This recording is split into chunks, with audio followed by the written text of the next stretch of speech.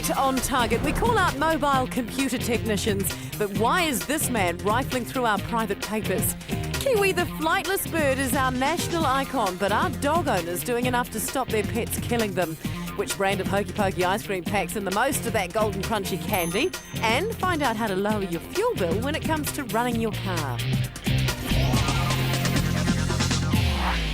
65% of New Zealand households now have a computer, so most of you will be well aware that there's nothing like a computer glitch to provoke a techno tantrum.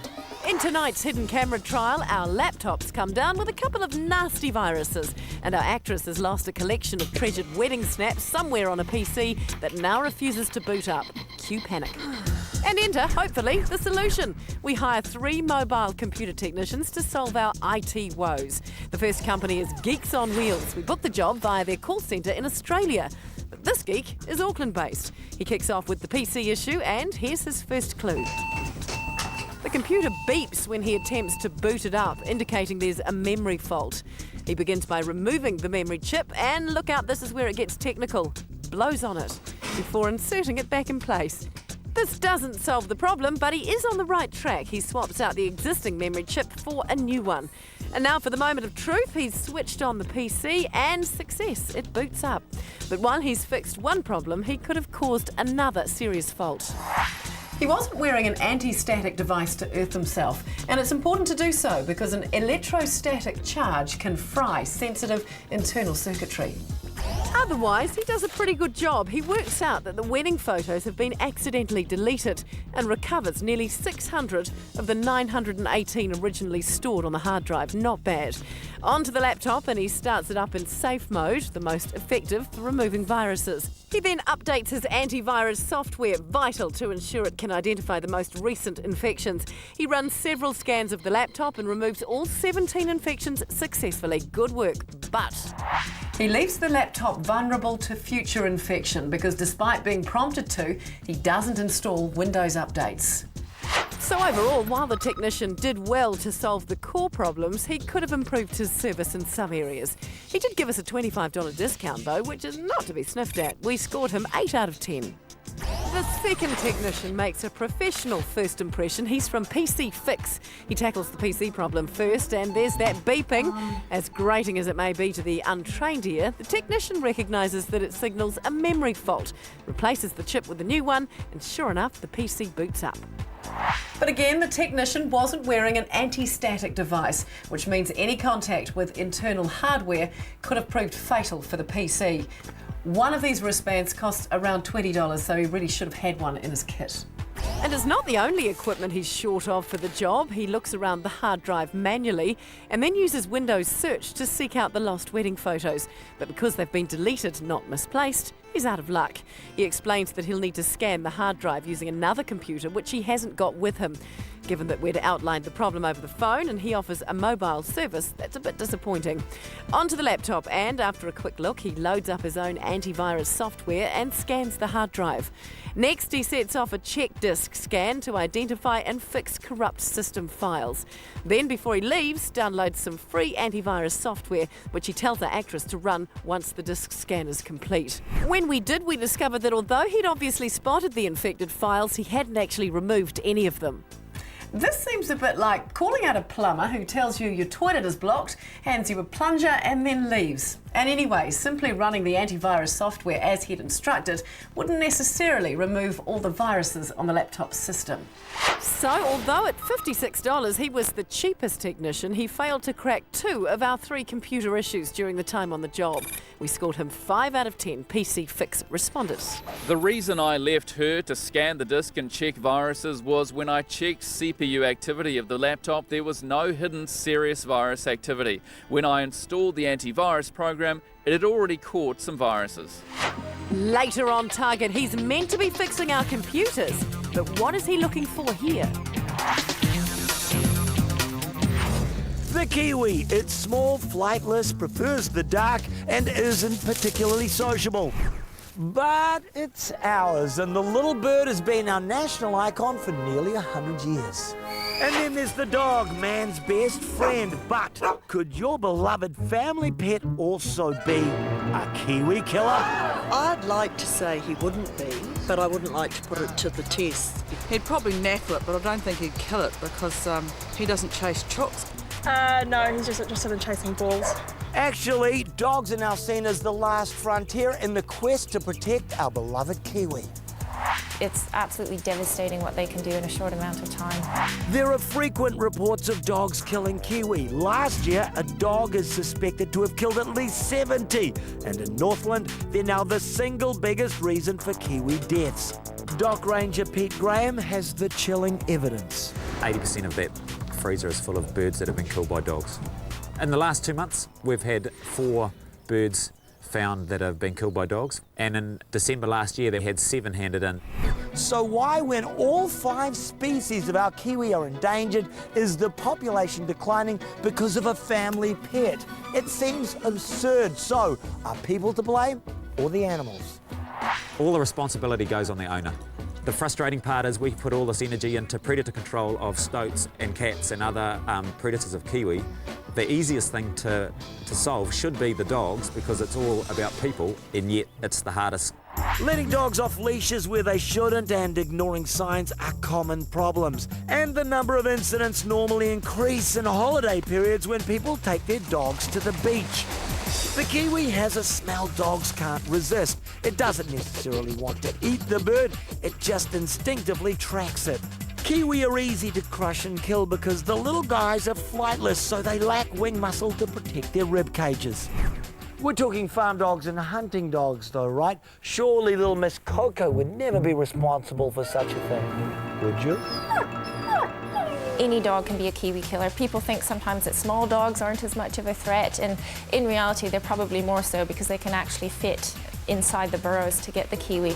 The Department of Conservation and other agencies devote countless resources to ensuring our remaining 70,000 Kiwi continue to breed and survive. Despite this massive effort, only 5% of chicks make it past 6 months.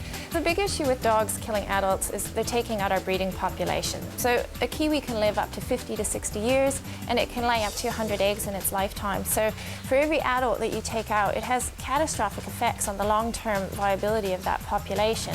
After the break on Target, what you can do to stop your dog killing Kiwi. And could you have a Kiwi in your backyard? You'll be surprised at where they can be. And find out how you can save money on your fuel bill when it comes to running your car. Are these chocolatey spreads as bad as eating cake for breakfast? Is peanut butter that's made in this particular place really so wrong? We sent Australian and Chinese peanut butters off to the lab and we found... What's really in our food? Tonight at 8 on 3.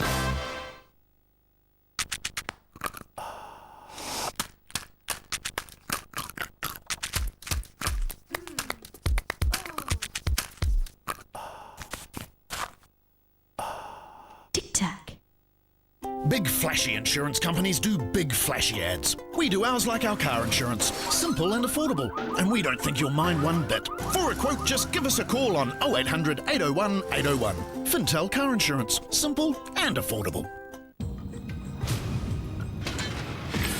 To get results, you've got to train hard.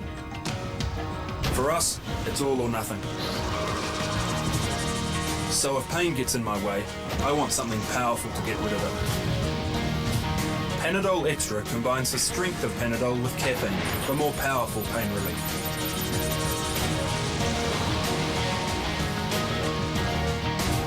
Panadol Extra. It's my choice. This 2-degree SIM card helps you talk to your friends for a lot less moolah.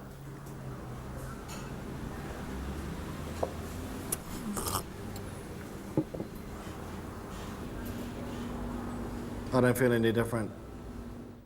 Pasco's huge store-wide sale is on now, with 20 to 50% off jewellery and watches. Massive savings on diamond jewellery, gold and silver jewellery and watches.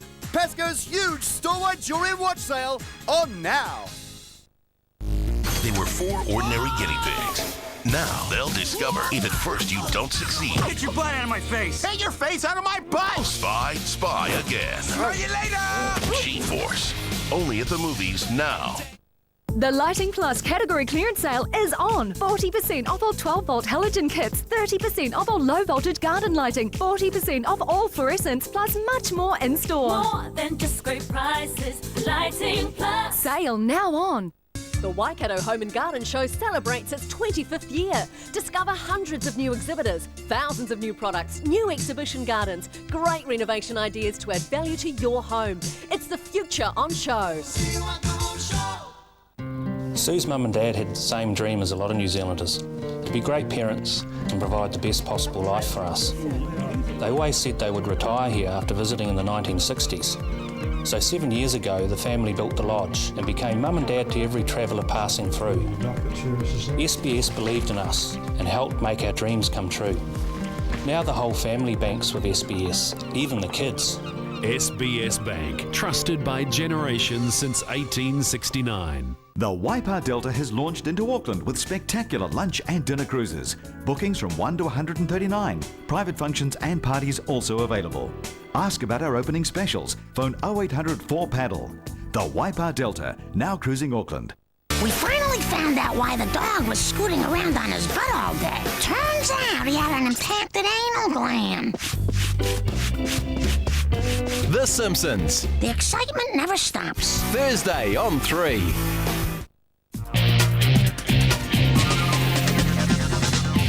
There's nothing more Kiwi than a Kiwi. But unfortunately, the good old Kiwi dog is not the Kiwi's best friend. Each year, several to hundreds of Kiwi are found dead because of injuries inflicted by farm or hunting dogs, or even the family pet. People say that my dog would never do that, but I question that most times. I think they'll be surprised what their dog would do. Penalties range from possible destruction of the dog to fines of up to $100,000 or 6 months in prison for killing the bird. And it doesn't matter if it's a protected area or private property. If you can't control your dog and it kills protected wildlife, you could be liable. Many owners are in denial about what their dogs could do, and another common misconception also gets the Kiwi into trouble. Kiwis aren't that fussy about their environment. They don't just want to live in national parks. They could be almost anywhere. People think that Kiwi only live in pristine native forests tucked away in isolated areas, and it's not true. You know, they can be tucked under a little log, some grass, some whatever. They don't stay in the same burrow every night, so they can literally be on the edge of farmland, on the verge of a road, or in a pine forest, anything. Kiwi are scattered all over the country and in many popular holiday destinations, so watch out for signs. Doc runs Kiwi aversion training for farm and hunting dogs, but all dogs who are likely to be hanging out near Kiwi are encouraged to attend. We put the electric collar on the dog. We lay out Kiwi scent.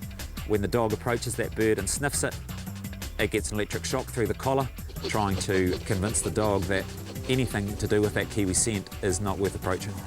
But this sort of training is still in its early days and it doesn't make your dog Kiwi-proof, so the best line of defence is still a leash. Come here. So what else can you do? If you use your dogs for working in a Kiwi area, they should wear a muzzle and keep them tied up or indoors at night. If you are holidaying in a Kiwi area, leave your dog with friends or kennel it.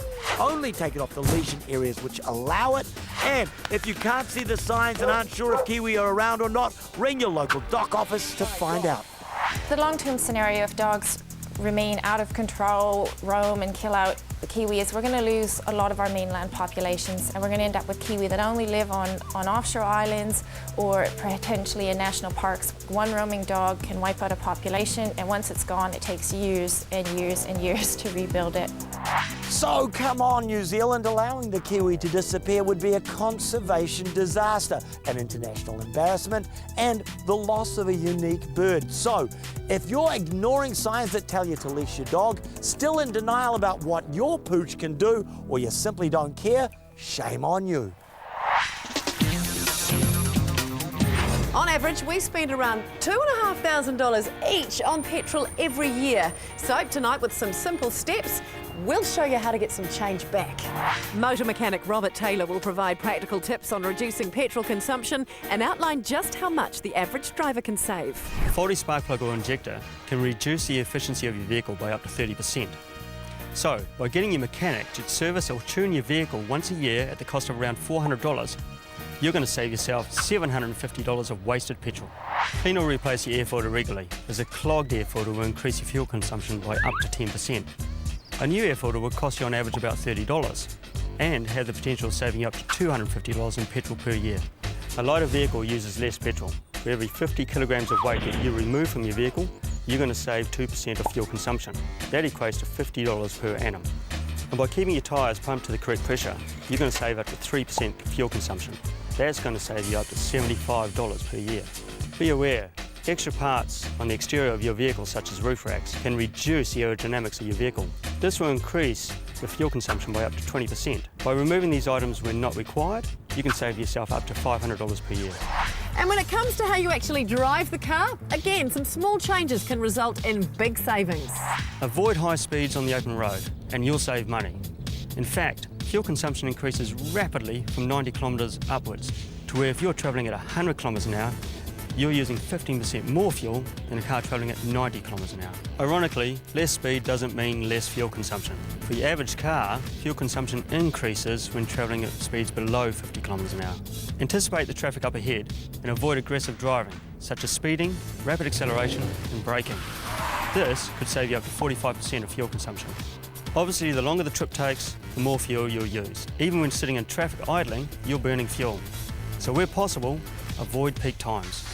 In warm weather, limit the use of your air conditioning, as when it's on, the engine is forced to use up to 15% more power to maintain the same speed. There's also some lifestyle changes you can make. If you're thinking about buying a new or used car, consider one with a smaller engine, or price a hybrid. And for short trips, avoid taking the car. Take your bike or walk instead. For work, try carpooling or having a designated car-free day. Finally, although you may only be saving $1 here and there, over the long run, making some simple changes can save you thousands. After the break on Target, find out which brand of family-sized Hokey Pokey ice cream contains the most of that delicious golden candy. And what is this mobile computer technician looking for, and why is he going through our mail? I'm a gleek. You're a geek. I'm a gleek. You're a geek. I'm a gleek. You're a geek. I'm a gleek. You are a geek. I'm a gleek. I'm a gleek. I'm a gleek. Gleek. Gleek. Geek. Glee. Series premiere coming soon to 3. Right now, you can get 8 litres of Dulux acrylic sealer undercoat with the Shield X10 and wash and wear for just the 4 litre price. Plus, we'll donate $1 to the SPCA from every pail sold. Twice as nice, on now at your local Dulux stockist.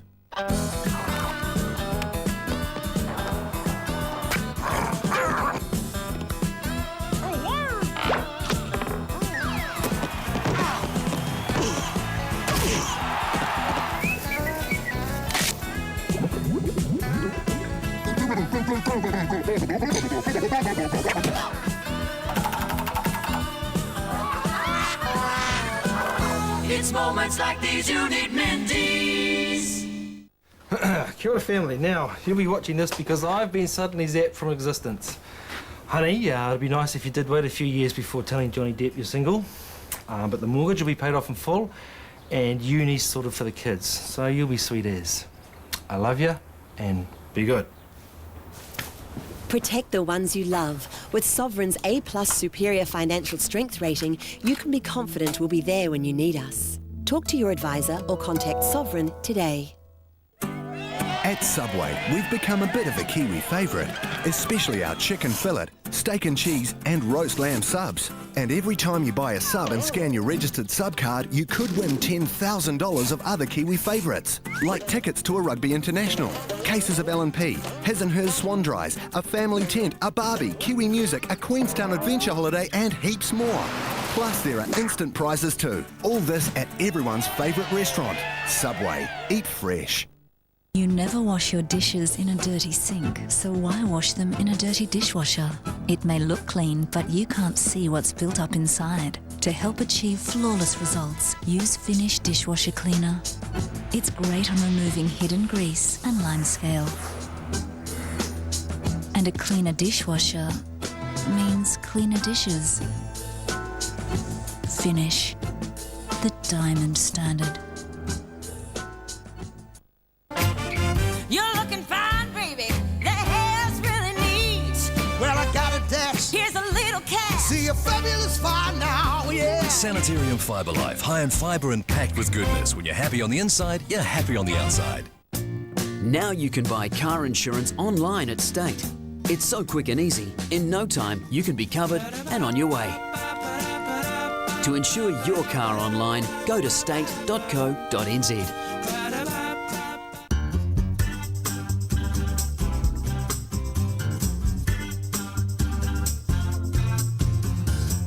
Kleenex Cottonelle. Its unique ripple weave makes it so much thicker and softer. You can really feel the difference. So, why not treat yourself? You deserve something a little special. Kleenex Cottonelle. It's more than toilet paper, it's pamper paper. Are these chocolatey spreads as bad as eating cake for breakfast? Is peanut butter that's made in this particular place really so wrong? We sent Australian and Chinese peanut butters off to the lab and we found... What's really in our food? Coming up next on 3.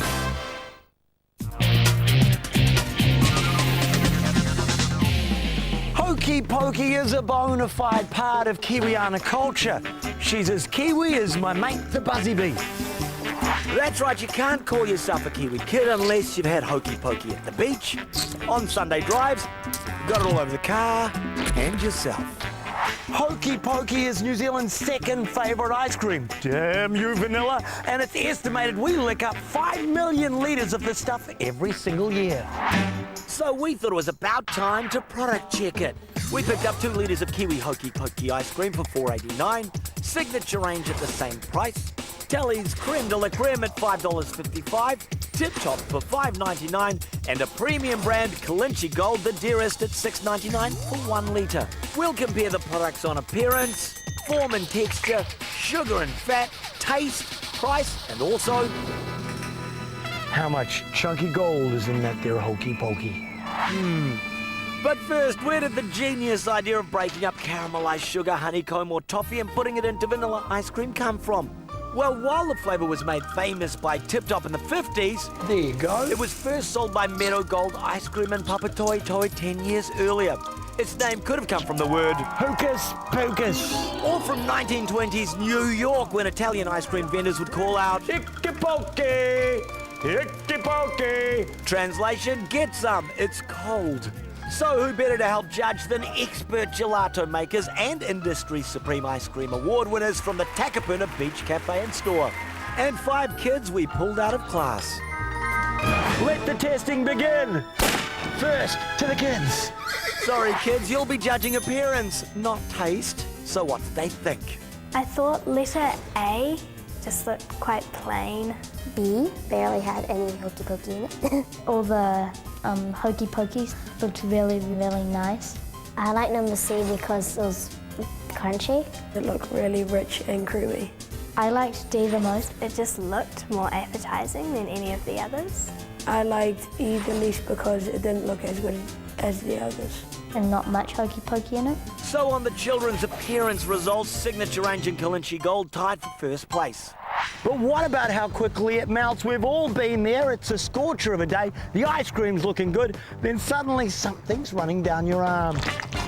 Melting defects may indicate how good or bad the ingredients and form and texture are. So let the melting test begin. First of all, it's Kiwi in front. No, it's Kalinchi Gold. Hang on, is that Signature Range leading a massive puddle? Or is it Tally's?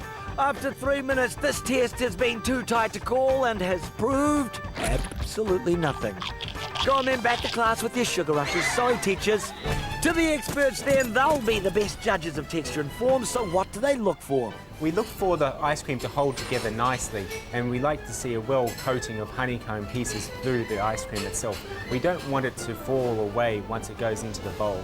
So the form and texture winner was Kalinchi Gold. The loser was Kiwi, which our experts described as looking a bit anemic, and it didn't hold together well.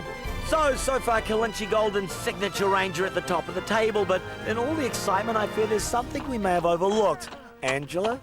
When you're looking to buy ice cream, a key thing to remember is that it is a treat food. It's not something that we should be consuming every day. Ideally, we want to pick ice creams that are low in fat and low in sugar. The best guide is to flick over the food label and check out the fat and sugar contents per 100 grams. Under New Zealand food standards, for a product to be called an ice cream, it must contain at least 10% milk fat. But which has the most saturated fat and sugar? Kilimanjaro Gold, which has done well in the test so far. What a shame. Telly's has the lowest amount. So will that correlate to how much chunky hokey pokey there is in the ice cream? Time to find some gold. We separated the hard pieces from the vanilla ice cream, and yes, Telly's did have the smallest amount of hokey pokey, just 3 grams in 2 litres, although our tester did notice there was soft hokey pokey throughout the vanilla ice cream. Signature range Tip Top and Kiwi had between 25 and 48 grams, but the clear winner of the Chunk Award was Kilimanjaro Gold with 34 grams in just 1 litre. Remember, the other brands are 2 litres, so that's a lot of hokey pokey. But the most important thing and what I've been waiting for is the taste test. We have given sample D first place for the taste factor. I mean, it had a good base. Probably overall a little bit French vanilla-y, but not too heavy like some of the other samples, and good distribution of the hokey pokey pieces. Well done, Kilimanjaro Gold, followed by Tip Top's signature range came in a close third. Kiwi and Telly's at the bottom of the table.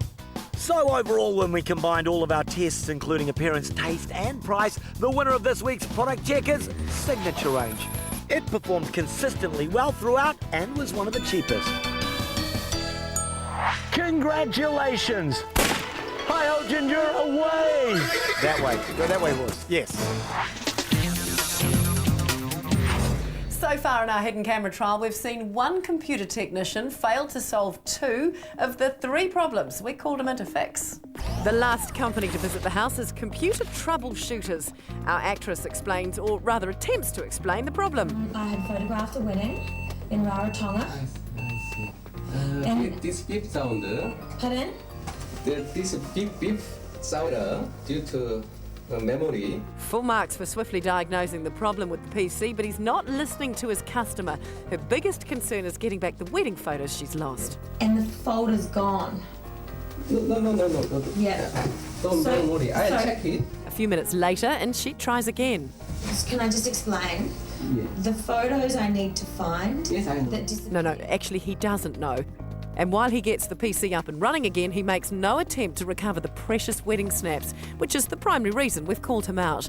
He also risks damaging the computer's internal components, opening the PC case while it's running, and not wearing an anti-static device while he works on it. Onto the laptop, but before he does much to it, he has a good look through the documents left on the desk, and slightly later opens up the email software on the desktop.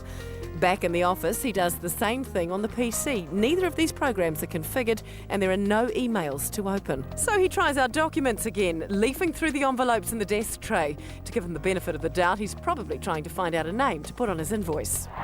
But rather than looking through our actress's personal mail and attempting to read her emails, why didn't he just call to ask her in person? He also doesn't do a very good job removing the viruses on the laptop. He installs and updates antivirus software but doesn't turn off System Restore before he runs it. So while he did remove most of the infected files, the 8 which were system files will automatically restore if Windows needs to refer to his backup. For those of you who don't speak geek, that means the computer's still sick. So the results in less than impressive service from Computer Troubleshooters on all but one of the tasks meant that we scored him 4 out of 10, and they respond. I do have a wide knowledge of computers, but my main problem, as you were able to ascertain from your program, is understanding oral communication, especially from Kiwi speakers.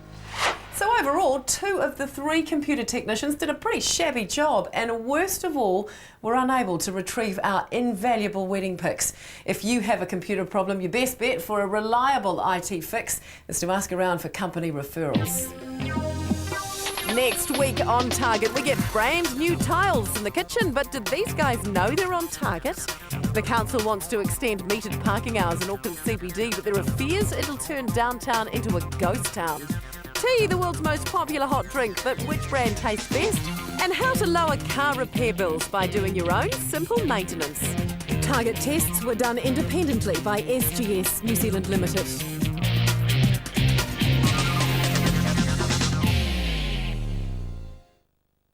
Catch this program again. It's available to view at tv3.co.nz. What's Really in Our Food is proudly brought to you by the Heart Foundation Tick, your helpful guide to healthier choices. Spreads. We slather on over $100 million worth each year. But do we really know what we're putting on our toast? Does Chinese peanut butter contain banned pesticides? Are yeast spreads a nutritional con job? And is the quest for ever higher UMF ratings turning Manuka honey toxic? What's really in my spreads?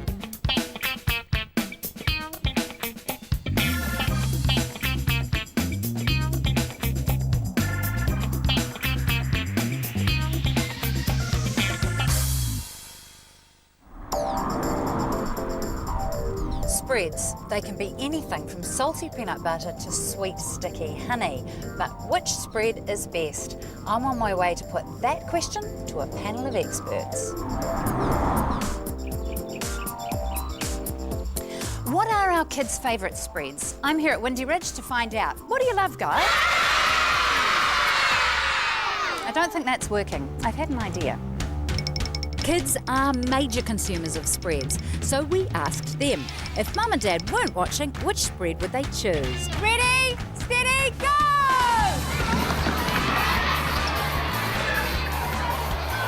The line for Nutella was bursting at the seams. What's your favourite? Nutella, because it's got the nuts in it with the chocolate. What's your favourite? Nutella! And what does it taste like? Chocolate! Out of 150 children, 58 voted for Nutella. That's over a third. Honey took second place on 20%, while peanut butter, jams and the yeast spreads were less popular. Thank you, Windy Ridge School. So there you have it, New Zealand. The experts have spoken. Chocolate hazelnut spread is the best thing to have on your bread. But just to be safe, we also consulted another panel of experts. We let 3 registered dietitians loose in a supermarket to see what sorts of spreads they recommend. With spreads, we've just got to make sure we get good nutritional value out of them. Spreads aren't bad for you if you only use a really small amount of them. So what do they think of the kids' favourite? When it comes to the chocolate spreads, really they do taste too good to be true. The perception with Nutella is often that it's a healthy product and that it's full of milk and calcium, but it's really a high-fat, high-sugar product. It seems our nutritional experts and our children are in conflict. Tricky. I need to get to the bottom of this. What's really in these spreads? Let's start with hazelnuts. They're a good source of fibre, protein, vitamins and minerals. Sounds good so far. Hazelnut chocolate spreads have a characterising ingredient of hazelnuts, but pretty much you've only got 13% hazelnuts in these. One serving contains just 2 or 3 hazelnuts. The popular hazelnut spreads have sugar as their first ingredient. Vegetable oil is listed second, with hazelnuts a distant third. So you could say what you're spreading on your toast is effectively cake icing. In this 20-gram serve of chocolate hazelnut spread, there is around 2.5 teaspoons of sugar. There's also 6 grams of fat, some of which is from the hazelnuts, but others is usually from modified palm oil, which is not a heart-friendly fat. So is there any nutritional value? What about the goodness of skim milk? A recommended serving of most hazelnut spreads contains just 2% of the calcium kids need in a day. Chocolate hazelnut spreads are a low GI food, meaning sustained energy, but that's true of most high-fat foods. If glycemic index was the only standard by which we judge our breakfast, then chocolate cake with icing would be a good option as well. Nutritionalists say chocolate spreads should be an occasional treat used in small amounts. But can you trust kids to show restraint with their favourite topping? We asked a class of Windy Ridge 10-year-olds to smear on what they considered a good amount. On average, the kids used almost exactly the suggested serving of 20 grams. But some kids crammed on 31 grams. That's more than a tablespoon of sugar and 2 teaspoons of fat on just 1 piece of toast. Results were similar with another popular spread. Generally, the kids spread on a third more peanut butter than the manufacturer's suggested serving. But the ones who really liked it used more than 3 times as much. So is peanut butter any good for them nutritionally? Peanut butter is effectively peanuts and salt. But sometimes people will add a vegetable oil to increase the oil content, and sometimes a bit of sugar to add a slight dimension of flavour. The more peanuts, the higher the protein content. A good peanut butter is almost a third protein. But peanuts also have a lot of calories because of the fat. Peanut butter has a high fat content, but it also comes with a good protein content, so that gives us good appetite satisfaction, and it is quite suitable for people who are active. But do watch the added salt. Natural peanut butter has 1 milligram of sodium per serve, but the added salt versions could have more than 100 times that amount.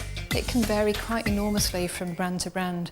For instance, this one here, this serve provides 6% of the recommended intake for an adult. So for a 3-year-old child, you're looking at almost 20% of their recommended intake in one peanut butter sandwich.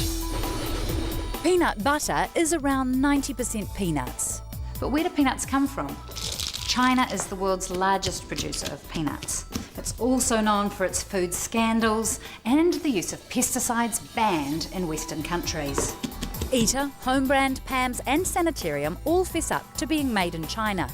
Kraft dodges the question on its label, so we inquired further and were told that they use Australian peanuts whenever possible.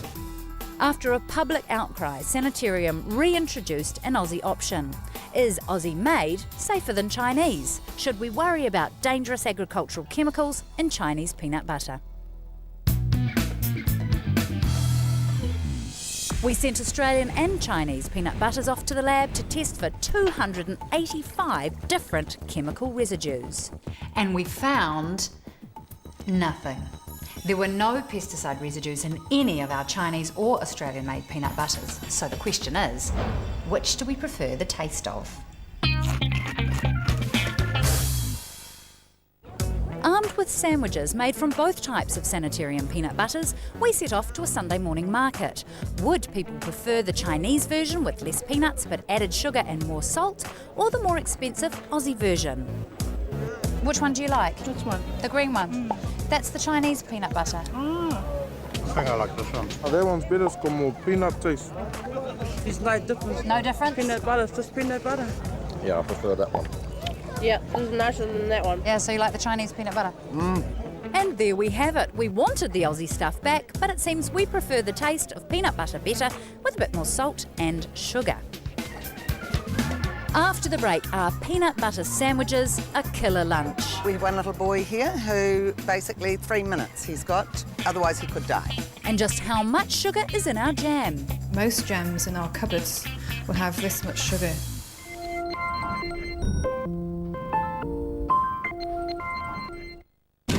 It's a little bit Indiana Jones. Well, someone made this his last crusade. A little bit Da Vinci Code. It's gotta be valuable. Valuable enough to kill for. But mostly CSI New York, tonight, 8:30 on 3. Take home that dentist clean feeling today with Oral-B rechargeable brushes. Their cupping action sweeps away up to twice as much plaque as a regular manual brush. Get that dentist clean feeling every day or your money back. Farmer's incredible toy sale is on now with huge savings on a wide range. Save 20% on these Club Penguin plush toys, now $21.59 each. Get 20% off the Bakugan starter set, only $19.99. The new release What talking plush characters are only $29.99 each. Plus, buy the Whoopsie Doo doll for $63.99 and get a free accessory pack. So rush in now for the awesome toy sale at Farmer's, proudly celebrating 100 years.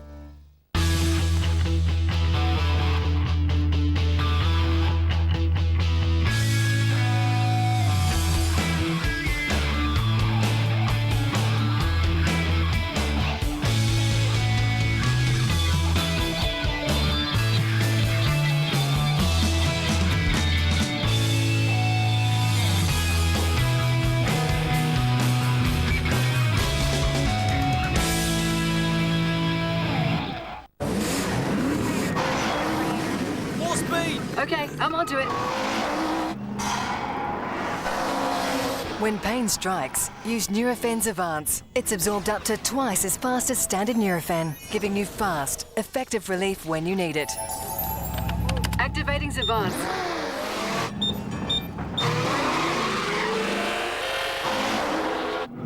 Target pain fast with Nurofen's Advance. Telecom's new XT mobile network is world-class.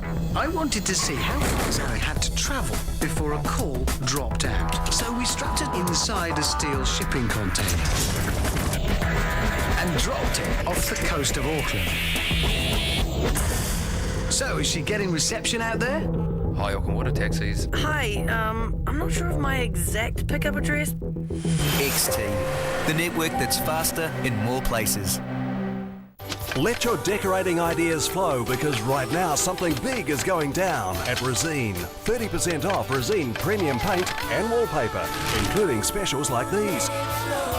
30% off at your Resine colour shop.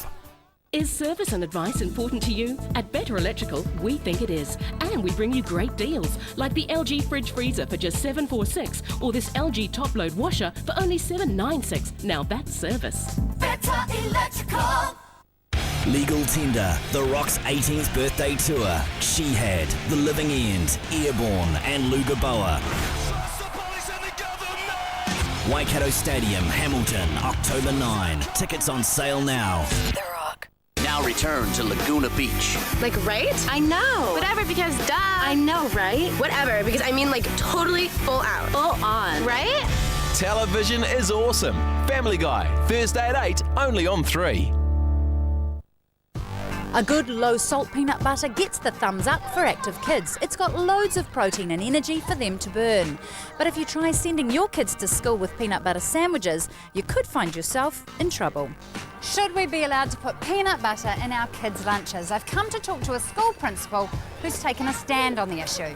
With peanut allergies on the rise, most schools now have some policy in place to protect allergic students. We have one little boy here who basically 3 minutes he's got till we administer adrenaline, otherwise he could die. How many children do you have with nut allergies? 17 children in our school, 12 of them with EpiPens. So our position is we ask parents please not to send food with nuts in it to school. Do you feel like it's a sacrifice to say to parents, no peanut butter sandwiches, no? No, not really. They can have them when they go home. In 6 years, Anne has only had one complaint from a parent. And I said, well, that's fine, but if your child sits next to someone with his peanut butter sandwich and that child then collapses and goes into anaphylaxis, how will you feel? And the father said to me, oh, yes, I understand, Anne. But is there really a risk of a peanut butter sandwich killing a child? Or are we in the grips of mass hysteria? Experts like Dr. Vincent Crump say peanuts can definitely kill, but he also thinks we need to keep things in perspective. It's important to know that in New Zealand, the prevalence is only about 1% of kids under the age of 5. There's far more risk of your child dying from a road accident. I read an article recently about a school bus in America. They found a peanut on it. They took all the children off and decontaminated the bus. This seems like an overreaction to nuts to me. Definitely an overreaction. There seems to be some mass hysteria surrounding peanut allergy at the moment. Most allergic children only have a mild reaction, like hives, and Vincent believes EpiPens are overprescribed. I think having an EpiPen and being told that you could die at any minute from eating peanuts could be very traumatic for a child. And an EpiPen should only be given to somebody who has already had a life-threatening reaction to peanuts. So what's happening? Are the peanuts getting stronger or are we getting weaker? I think probably more we're getting weaker. For years now, parents have been told that withholding peanuts before the age of 3 will minimise the chance of an allergic reaction.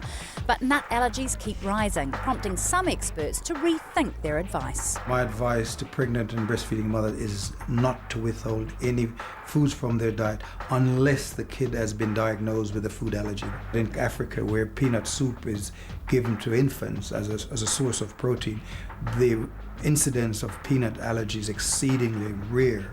The thinking is that our immune system should be exposed to potential allergens at an appropriate age for it to develop normally. We believe that if the kid get the peanut in the breast milk, it's less likely for them to become allergic. For the 99% of us who aren't allergic, peanut butter is a good choice of spread, provided we work off all those calories. But what about its sweet companion, jam? Jam wasn't very popular with our kids, but someone's eating it. Last year we spent almost $25 million on 9 million jars of jam. But are industrial jams as good as homemade, or are they laden with colouring agents and preservatives? And is there even any fruit in them? Jams. Pretty much, jams must contain 40% fruit. It says so in the regulations. The rest of jam is made up with sugar in one form or another. Pretty much fruit and sugar. That's it. So jams are fruity by law, but there are no rules about marmalade. Check the label. The fruit content can vary from 15 to over 50%. Commercial jams and marmalades are made by boiling up exactly the same ingredients Grandma would have used: fruit, sugar, and sometimes pectin. The simplest example of pectin is the white under a skin of a citrus fruit, orange, grapefruit or whatever. It's a thickening agent and it's capable, in the presence of sugar, of forming a gel, and that's what jams and marmalades are about. You've got to make a gel. With all that boiling, is any of the nutritional value of the fruit retained? You're obviously far better to eat the fruit itself and all the other things that are wrapped into that natural fruit than to rely on jams as your fruit source. Jams have a low vitamin content, but some of the healthy antioxidants in fruit do survive. Around probably 50 to 60% of the antioxidant benefit is retained, so it's not all bad news for jam. More intensely coloured berries have a higher antioxidant activity to start with. Blackberries and blueberries are especially good sources. None of the jams we checked were artificially coloured, so the colour is from real fruit. And most contained no artificial preservatives. But there is a downside to jam. The fruit is preserved using a lot of sugar. Now what makes jams keep, of course, is the sugar. Without that, they're going to go off. The issue with jam is, on the whole, it's around 65% sugar. So if we just have a look at that, it's likely that most jams in our cupboards will have this much sugar per jar. The problem with eating a high sugar diet is it promotes insulin to be released in the body. Insulin creates fat deposition. Basically, sugar makes us fat. Sugar in jam comes from two sources: the fruit itself and added sugar or juice concentrate. No added sugar does not mean no sugar at all. Now this one here, for example, claims to have no added sugar. Well, of course, it's still sweet. The sugar has come in with the fruit juice concentrate. That's where it's come from. Juice concentrate contains the natural fruit sugar, fructose, and it's 1.5 times as sweet as ordinary sugar. So in theory, you need less. The overall benefit is about a 10% reduction in the sugar content, which is good. But a 10% reduction means little if you slather it on thickly. In our test, kids like to spread on double the recommended amount of jam. One aficionado happily plastered on almost 3 servings. That's 4 teaspoons of sugar on just 1 piece of toast. After the break, Manuka honey, medicinal wonder or adulterated poison, and the truth about yeast spreads. Australians and New Zealanders have been hoodwinked by a lot of marketing that's gone on.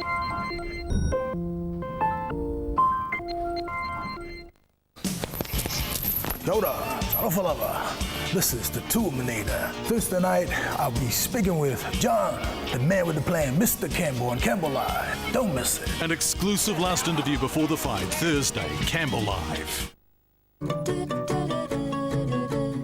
New Dove Go Fresh deodorant in nectarine and white ginger scent. It lets your skin breathe so you feel fresh 24/7. Plus other fresh scents. Stay dry, go fresh.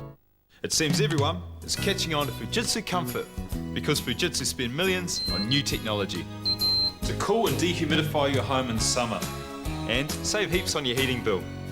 They're installed here by local Kiwis accredited by Fujitsu. Demand to see their red card. Only they can give you New Zealand's longest warranty. So when you're ready for power-saving heating and comfortable summer cooling, Stephen! Catch on to Fujitsu Comfort like I did. It's New Zealand's favourite air. It takes 3 injections over 6 months to help protect against cervical cancer. And you know what? I'm going to make sure she gets all 3.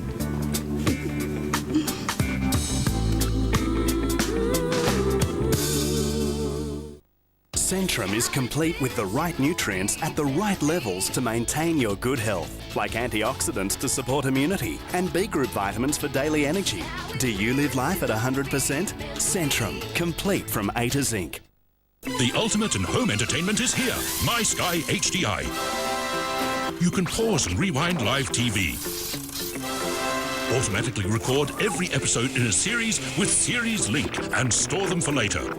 Watch and record an incredible range of quality programs at the touch of a button and record 2 channels at the same time while watching a third live. And view downloaded movies and entertainment on demand without having to wait.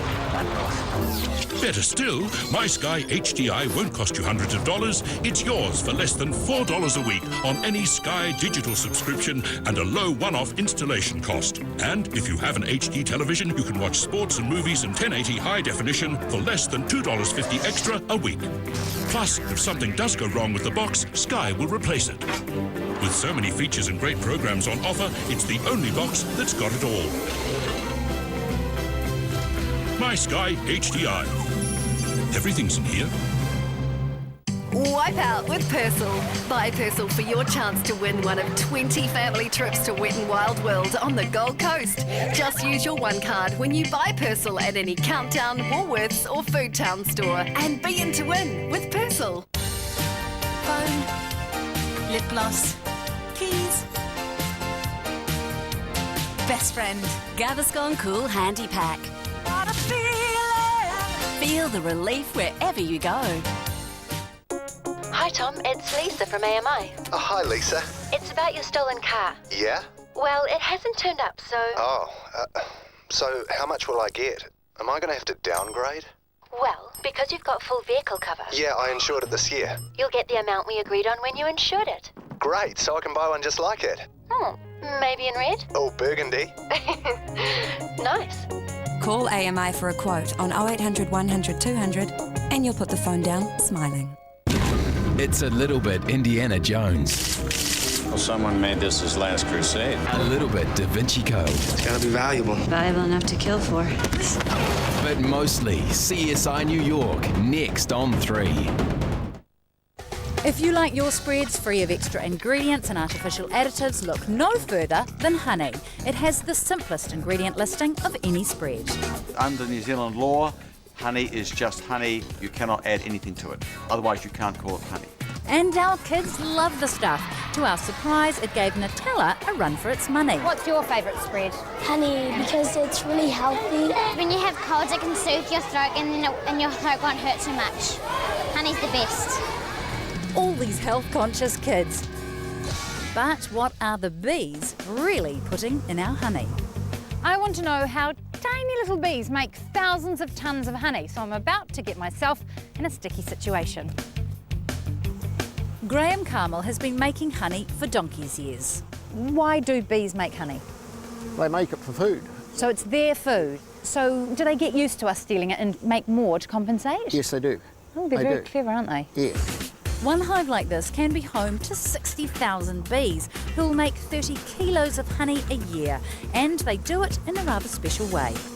They collect the nectar out of the flowers, they eat it into their stomach and regurgitate it back into the comb. So is honey like bee vomit then? Not really. Bees actually have a special honey stomach separate from their digestive system. Completely natural process, no vomit involved. No vomit involved. There you go, see? Yeah. To make different flavours, beekeepers just park their hives near different flowers. Say if I buy Pahutakawa honey, what percentage of that is going to be Pahutakawa flowers? You'll never get it 100% pure, but it will be 80 or 90%. Obviously you don't want bees to pollinate poisonous plants like tutu. How do you avoid that? Well, we keep out of those areas when the tutu is liable to be affecting the honey. Since a recent well-publicised poisoning case, all honey is tested for tutu toxin. Wax is entirely edible. Yes. But generally speaking, is there any... We separate it out. Once the bees have done their work, the honey is spun out of the comb by centrifuge and filtered. Naturally, honey is runny. Creamed honey is made by encouraging very fine sugar crystals to grow. Nothing can be added to creamed honey. In here, the crystals are tiny crystals. They're very, very smooth to the palate. People like it. Honey has a reputation as being more nutritious than sugar, but is that true? Honey is 78% sugar with just tiny traces of minerals and vitamins. A child would have to eat a kilo of honey to get half its daily requirements of iron or B vitamins. Honey's just like topping your toast with liquid sugar. You'd really be looking for around 1 teaspoon on a piece of bread. In practice, these honey-loving kids used 4 or 5 times that much. It's not doing a lot for them nutritionally, but are they right about the medicinal value? It is the oldest medicine known. It's been in use as a medicine for more than 4,000 years. It's long been known that honeys have antibacterial properties. That's because they can create hydrogen peroxide, a commonly used antiseptic. But the peroxide activity is very unpredictable. Dr. Peter Molan, one of the world's foremost experts on honey, discovered something special in Manuka honey. He called it UMF, or unique Manuka factor. Manuka honey is unique in the world in having a high level of antibacterial activity that's not due to hydrogen peroxide. UMF can be measured in the lab and printed on the label. The higher the UMF number, the greater its ability to kill bacteria. There's also a new accreditation scheme called MGO. These two rating systems guarantee active Manuka honey. Other labels could mean very little.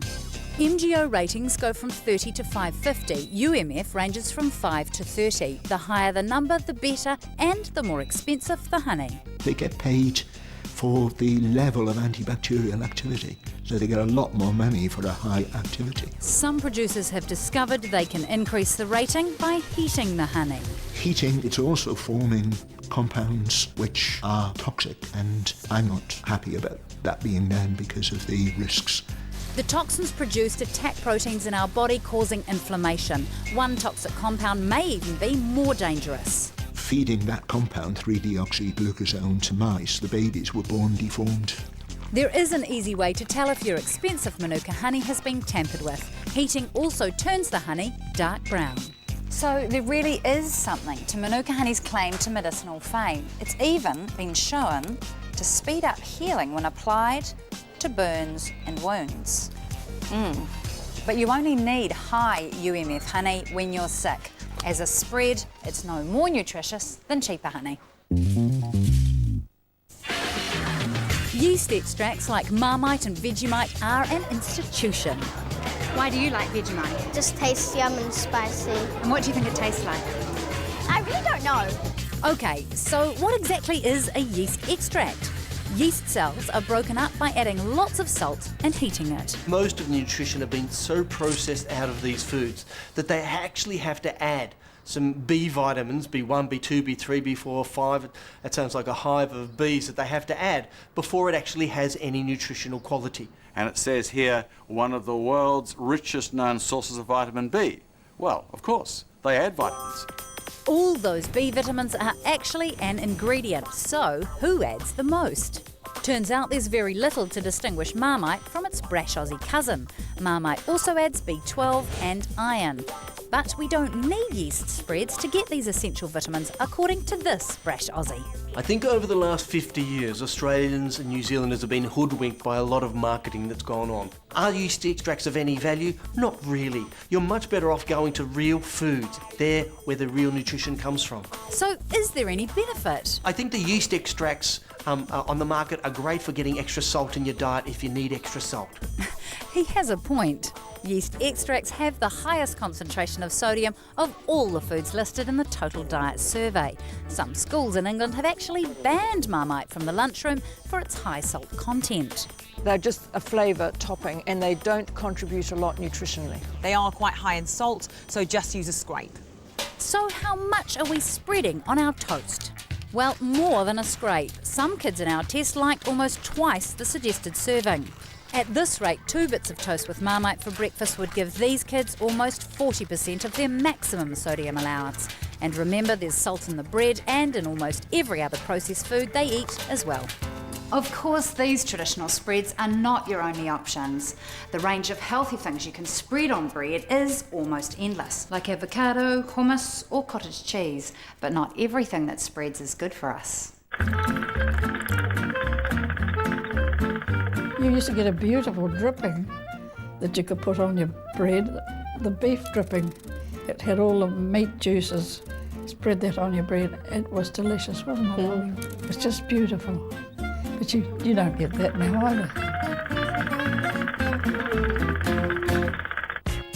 So what have I learnt about spreads? Well, in small doses, most are a tasty way to get the energy I need to start the day. But it's all about how thickly we lay it on. Too much, we could be loading ourselves with salt, sugar or fat. And remember, it doesn't have to come in a jar to be spreadable. Yummy. For information regarding tonight's show, visit tv3.co.nz or pick up this week's Sunday Star Times.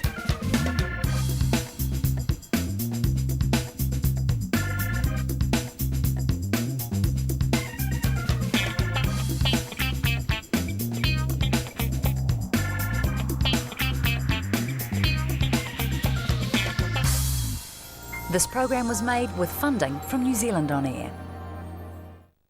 What's really in our food was proudly brought to you by the Heart Foundation Tick, letting you know at a glance it's a healthier choice. Catch this program again. It's available to view at tv3.co.nz.